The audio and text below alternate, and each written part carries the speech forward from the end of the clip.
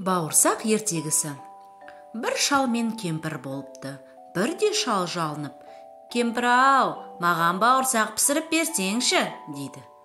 «Неден пісірейін? Он жоқ қой». «Әй, кемпір-ай, қойманың түбін қырнап көрсеңші, бауырсақтық ұн табылып қалар», дейді.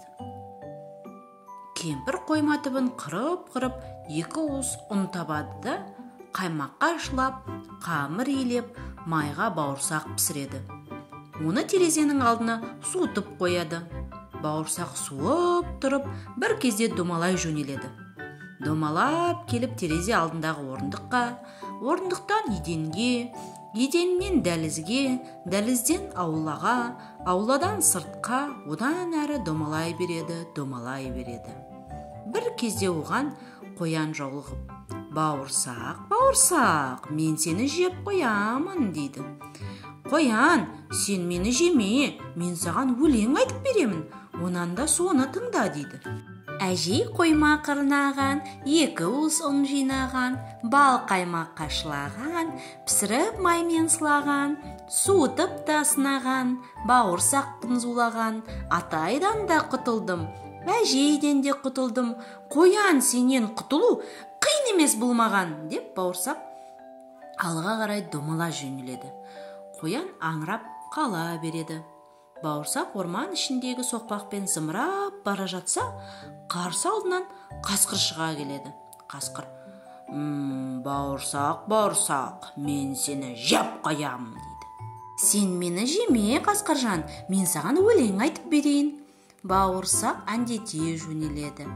Әжей қойма қырнаған, екі уыс ұн жинаған, бал қаймаққа шылаған, пісіріп маймен сылаған, суытып та сынаған, бауырсақпын зулаған, атайдан да құтылдым, әжейден де құтылдым, қояннан да сытылдым, қасқыр, сенен құтылу қиын емес болмаған, деп бауырсақ домалай жөнеледі.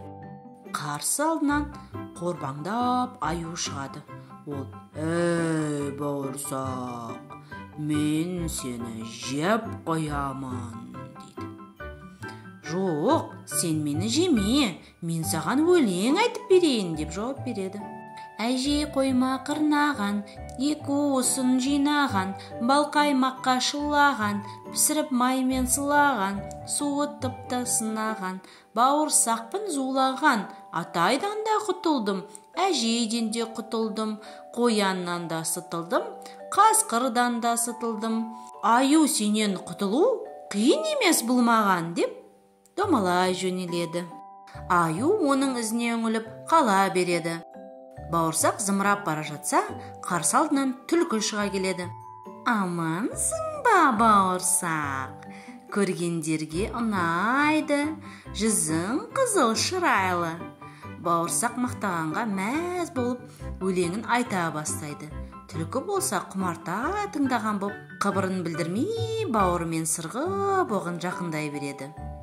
Бауырсақ: «Әжей қойма қырнаған, екі уыс ұн жинаған, бал қаймаққа шылаған, пісіріп маймен сылаған, суытып та сынаған, бауырсақпын зулаған, атайдан да құтылдым, әжейден де құтылдым, қояннан да сытылдым, қасқырдан да құтылдым, аюдан да сытылдым, түлкі, сенен құтылу қиын емес болмаған», дей берген кезде түлкі: «Әдемі өлең екен, айналайын-ай, қартайған шағым ғой, құлағымның мүкісі бар, кәне, менің мына тұмсығыма шықта өлеңді тағы бір шырқап жіберші», дейді.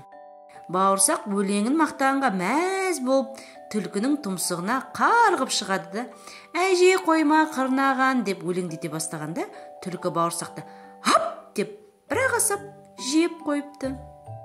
Бәрінен құтылған бауырсақ, бәрінен сытылған бауырсақ айналып келіп қу түлкіге жем болыпты. Соңы. Балаларға арналған қазақша контентті қолдай кетіңіз. Ол үшін арнамызға тіркеліп, жүрекшені басып, пікір қалдырыңыз. Өзіңіздің достарыңызбен бөлісіңіз.